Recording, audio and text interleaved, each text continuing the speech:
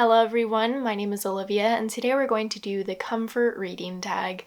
I saw my friend Roxanne do this over on her channel, The Novel Sanctuary, which is a soothing channel that I love watching, and I saw her do this tag and I thought I should do it myself because I haven't seen a lot of people do it, so let's get right into it because this is right up my alley. So the first question is, The Kettle's On.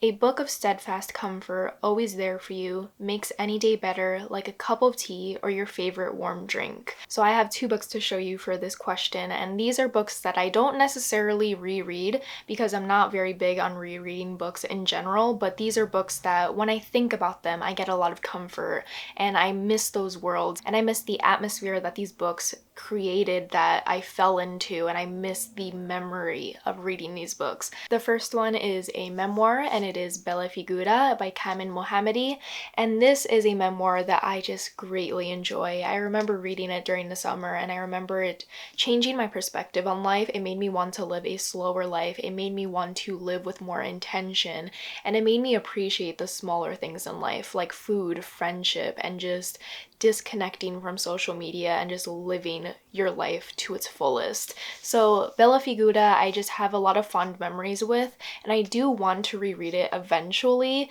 even though it's kind of a push for me to reread books, but I think that returning to this book, returning to the lessons that the book has, will be really beneficial for me and will be a great reminder to live with more intention. Then we have a classic one that always brings me comfort, and it is Sheets. Sheets is just so comforting to me because of the art style. It reminds me of Steven Universe, which is a show that I greatly enjoy, that really soothes me down, and I think that just reading this graphic novel and returning to it, I think I've read it twice now, is just so warm and cozy. Even though the storyline is a bit sad and a bit gloomy, I think I like that atmosphere. I like the autumnal feeling that this book brings me, and I just love the art style so much. So whenever I open up this graphic novel, I feel a sense of comfort and I feel a sense of warmth, and I just cannot recommend it enough. The next question is Grandmother's Quilt, a book that reminds you of a loved one or a comforting book that was given to you or read out loud to you by someone dear. So I have a lot of children's books that I read with my mother because we always read together, and even as adults now, but this book is a book that brings me a lot of memories, and it is my copy of Mary Poppins that I got at the Mary Poppins Broadway show. So I went to a Broadway show with my mother and my abuela, and my abuela told me that she could get me one thing from the gift shop, and I saw the book for Mary Poppins and I asked her for it and she got it for me. And I'm not one to have ever asked anything of my grandmother in terms of getting gifts from her. She was always just a source of comfort for me. Like, her presence was just enough, so I never really asked for anything more. So when I asked for this and she gave it to me, it meant a lot to me, and I will never get rid of this book, even though I have never read it. But the memory alone and the sentimental value that this book has will mean the absolute world to me, and I will always hold it dear to me because it just means so much to me. The next question is Warm Spices, a book with a particularly vivid prose or imagery, a story comforting in its own riches, depth, or vibrance. The book that I have to show you has such beautiful prose and has this atmosphere that is unlike any other book that I have read, and it just feels very autumnal and beautiful and also incredibly dark and sad at the same time. So it's something that you're in awe of, but you're also incredibly saddened by. And it is Hamnet. Hamnet is a beautiful historical fiction following the Shakespeare family when tragedy strikes and their family is left forever changed.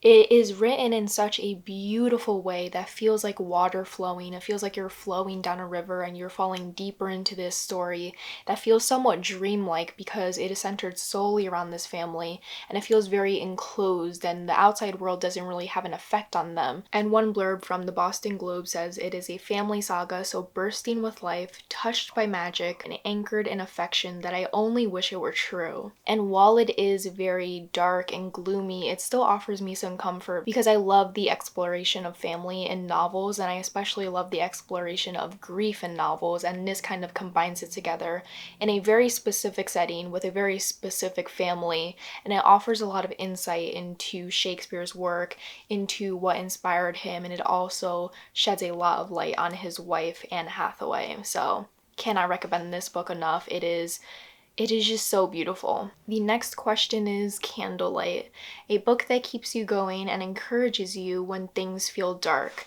And I have two novels for that. One is Writers and Lovers by Lily King. This novel reminds me that you don't have to have it all together. You don't have to have it all together in your 20s. You don't have to have it all together in your 30s. You can always be in a moment of transition. You can always be learning more about yourself and learning more about others around you.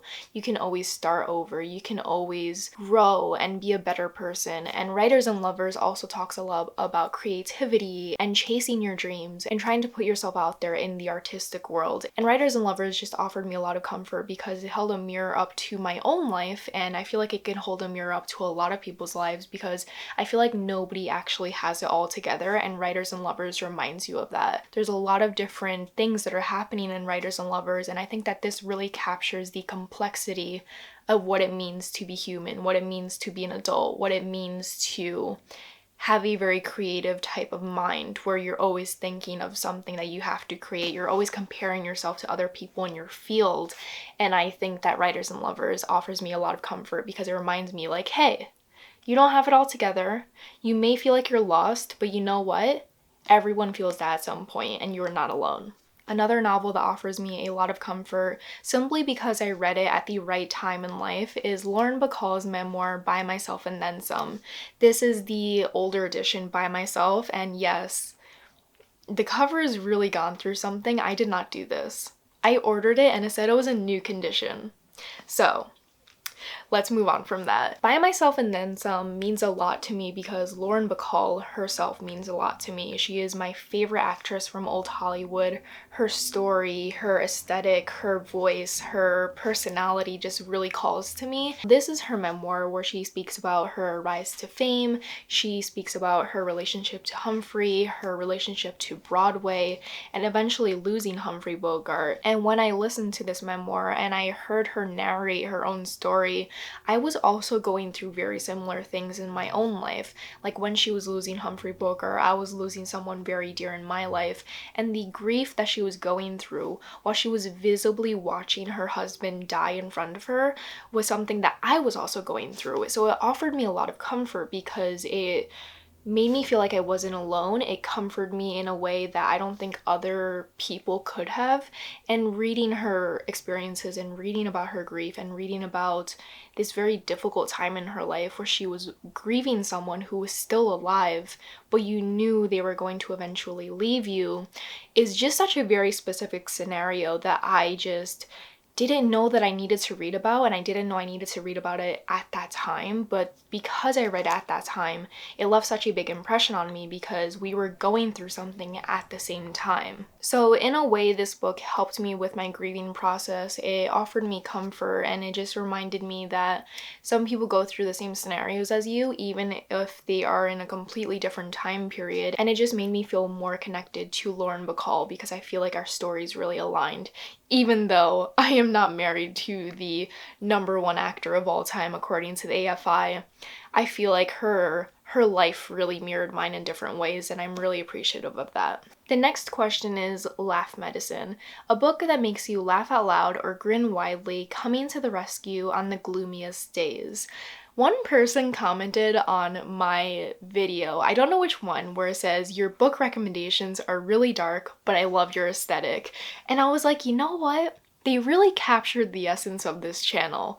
I read some pretty heavy books. I read books that deal with a lot of very serious topics. I guess you could say like I'm a serious reader. I don't really read novels that are humorous. I don't read a lot of lighthearted novels. It's very few and far in between.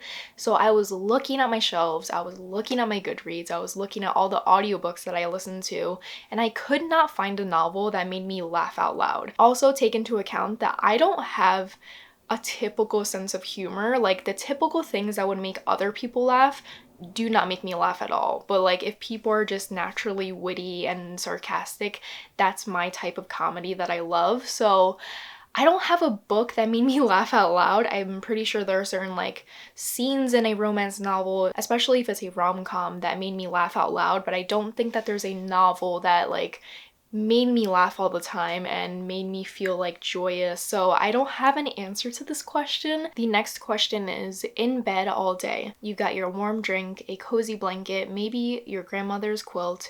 What do you read when you're curled up in bed all day, or for a couple of hours anyway? I don't have a specific book that I read while I'm in bed, so I'm going to highlight my current read that I would most definitely read in bed if I had the time.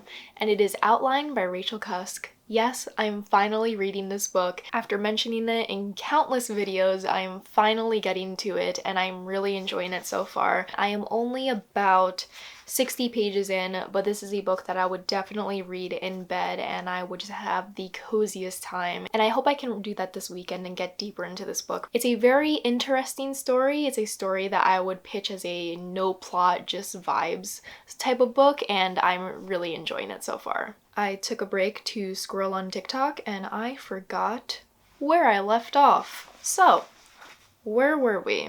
Literally, I don't know where we were.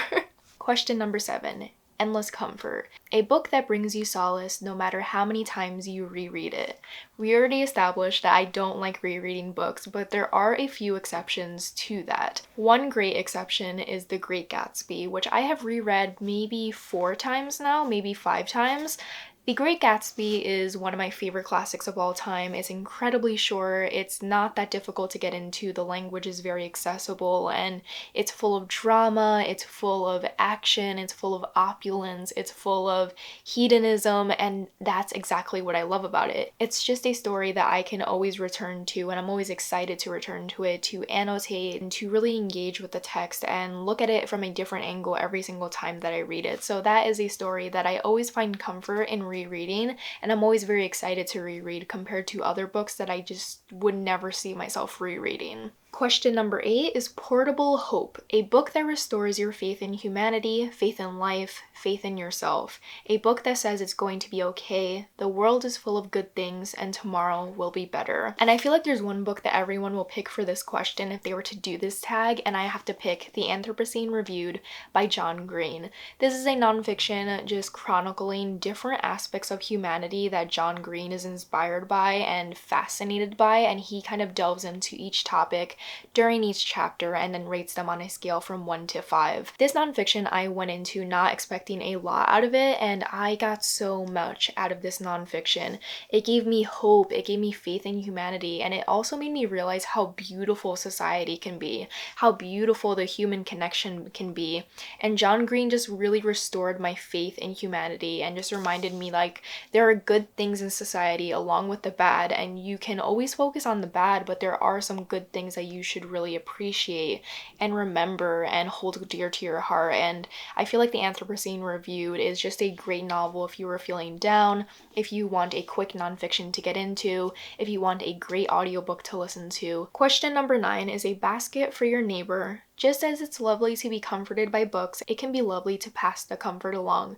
Imagining you are putting together a cozy comfort basket for your neighbor or friend, loved one, take your pick.